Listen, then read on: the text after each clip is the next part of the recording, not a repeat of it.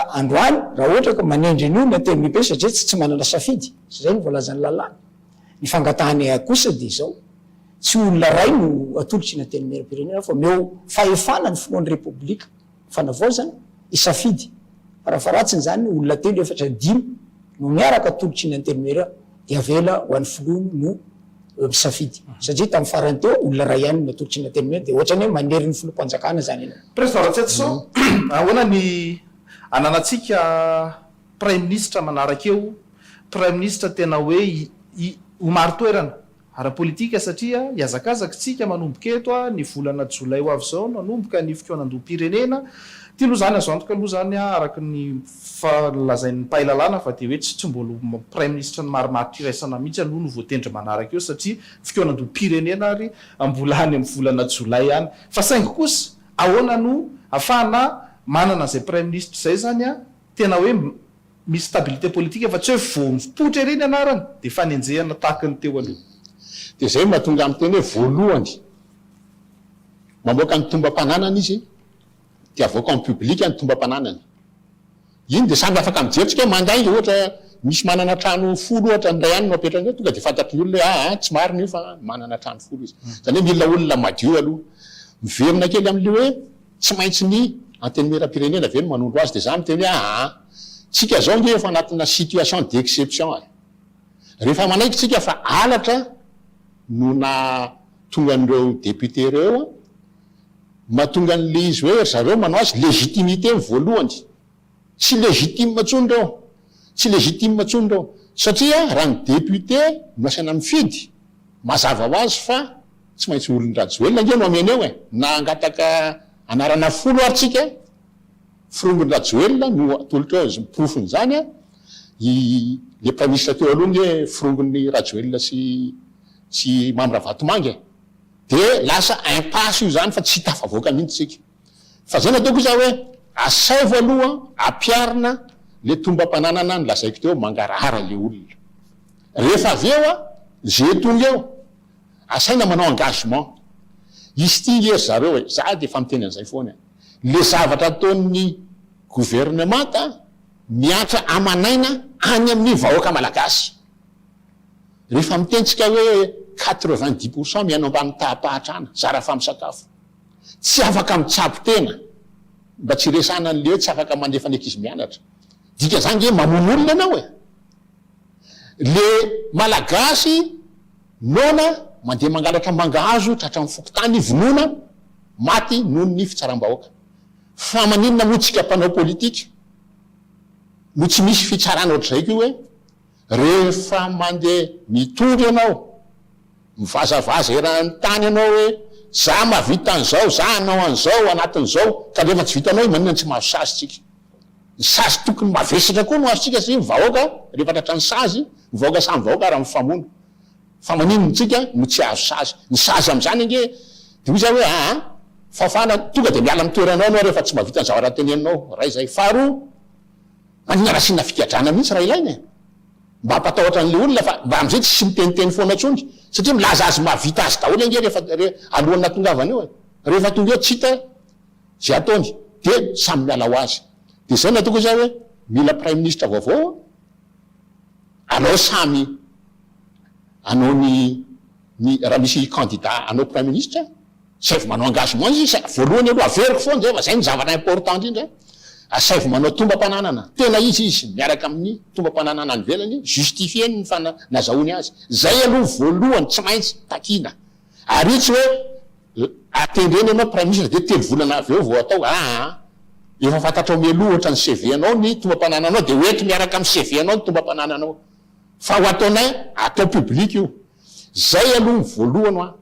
fa io tonga de misivana olona be deabe io amin'ny fiheverako azy satria teto naloto loatra ny pratique politique teto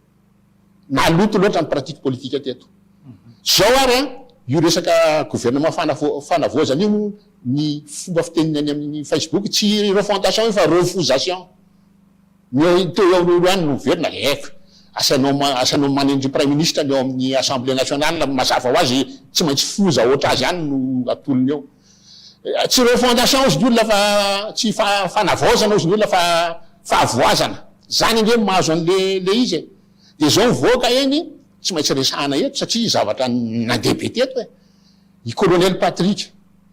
olona tia tanindrazana iny tsy fantatro za tsy mahafantatra ny zavatra nitranga atao andapa atao fa raha zavatra teneniny zavatra be deabe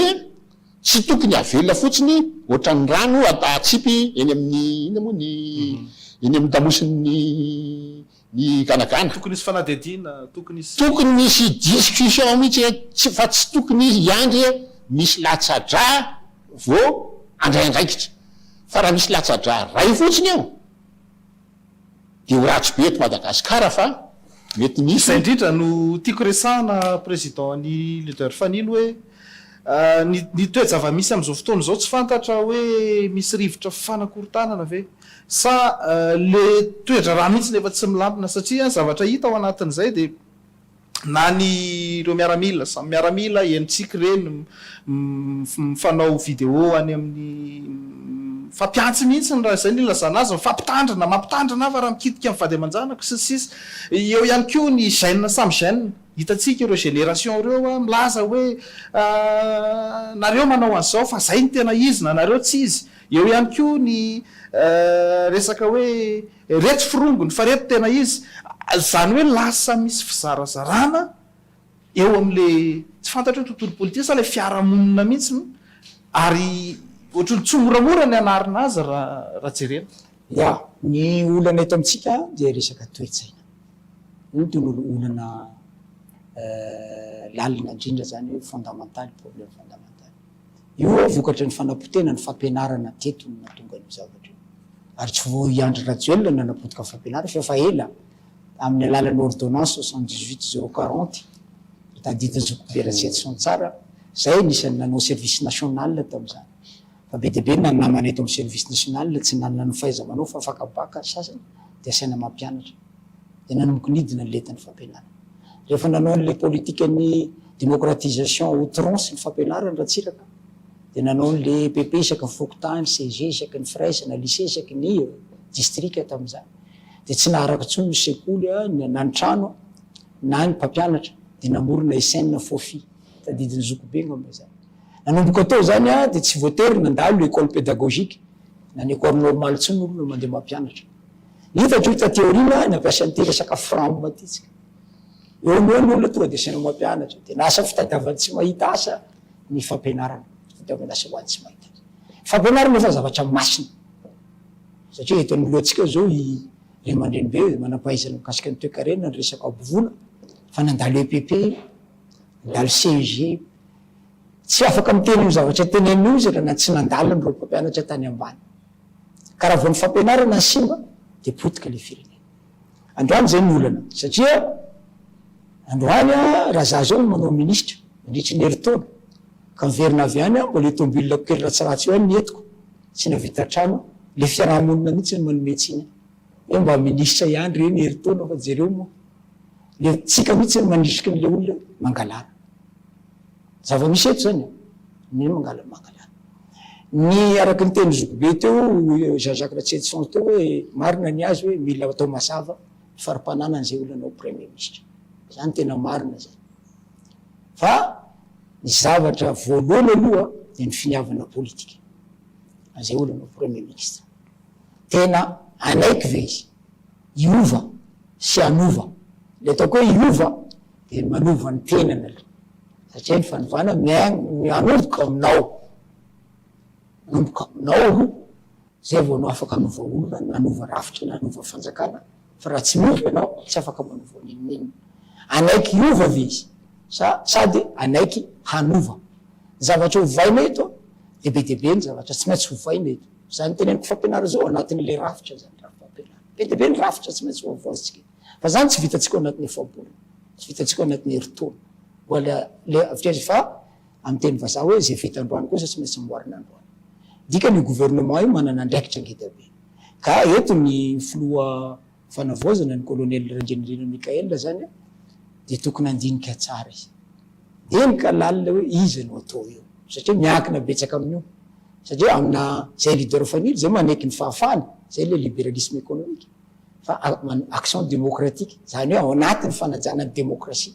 ny fahafana ka amina démocratie nefa de mazava misy natao hoe délai de grâce raha antoko politique ohatranay zay nomana hitondra fanjakana atao anatin'ny 4 taona de foy délai de grâce io raha ohatra maramila ohatran'io zay tsy nomana hitondra fanjakana de lavalava le délai de grâce zay tsy nampitenenay leader famille to satria navelanay aloha izy hanomana hianatra raha satria zavatra tsy nomanina izy fa rehefa dina lenombolana ka mbola tsy mety le de am'izay fotoanazay azokianina le fitondrana ka eto ny sarotra indrindra amina mitondra fanjakana naveriko teo satria mitondra fanjakana tsy vitan'olona anankiray araka ny tenin'andrianampolimeny hoe tsy adidiko za samrery adidiko za sianao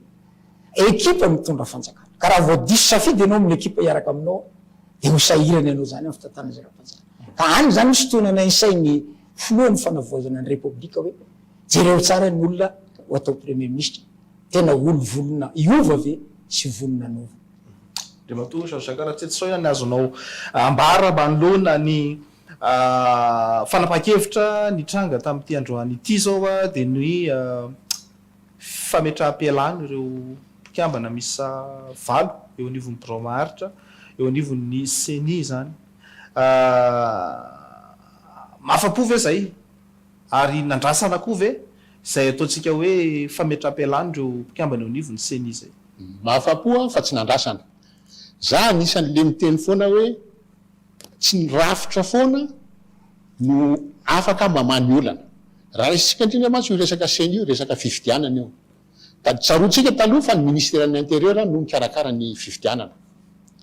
de nomenomenina ny olona tamin'ireny tolona rehetrarehetra nisy teto reny hoe tsy mety io satria zay eo amin'ny fitondrana no mitantana ministère-ny intérieur hatrany amin'ny planton zalano manondro azy de ireo zany nisy dety moral tsy maintsy anao zay apalany an'le eo amin'ny fitondrana azadino Philbert Tsirana na ministère-ny intérieur nikarakara ny fifidianana lany a 99% zany tamin'ny 70 72 naonga ny olona février 72 izy lany fifidianana azafady fa volana tsisy amam-bolana akory 13 mai nionga ny Philbert Tsiranana de ny fanapa-kevitra de hoe alao organisme indépendant no maleo tena no manao azy zay ny tsara indrindra de nataony CENI kanefa ny CENI koa nataony tsy nety de tokony tondrasantsika inona ny tsy napetiny CENI satria ny CENI tsy indépendant araky ny lazaina azy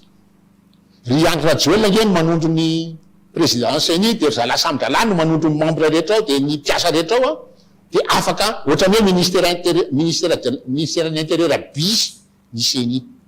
de zay mahatonga amin'ny teny hoe tsy napozina aloha izy hiala fa misy mahatsara azy satria le rafitra CENI amin'ny commission électorale nationale indépendante amin'ny anarany mety tsara de ohatra hoe andao ararotina ary am'izao niala ny membre ny CENI ametraka olona vaovao tena mahaleo tena tsy azony fitondrana baikona zay zao ny tokony faindondra raha atsika satria raha mbola le CENI teo sy ny HCC no ataonao mendraiky tamin'ny inona moa ny fifidianana amin'ny herintaona de tsisy zavatra iova zany ny HCC koa manao ny ataony moa zay moa ny victime voalohany am'le hoe azo raisina fa tsy mitombona io ny asan'ny HCC zany ange haute cour constitutionnelle dia mandinika ny lalàna ny zavarehetra mitranga eto amin'ny firenena dia miteny izy hoe manaja ny lalam-pandroenana vety sa tsy manaja lalam-pandroenana zay ny tokony asan'ny HCC fa nanao lalàna moa ny gouvernement tateo aloha de hoe ny HCC no mitsara ny fifidianana zay le lalàna zay milovana asorona amin'ny HCC ny fahafana mitsara ny litige rehetrarehetra rehefa misy fifidianana eto Madagasikara asorona aminy fa tsy asany iny any am-boalohany fa alefa ty amin'ny fitsarana ambaratonga ty ambany na tribunal administratif io na tribunal d'instance io zay etsotsika azy any no atao no ny fanarahana sy fitsarana ny fifidianana am'izay fotoana zay rehefa miova ny membre ny CENI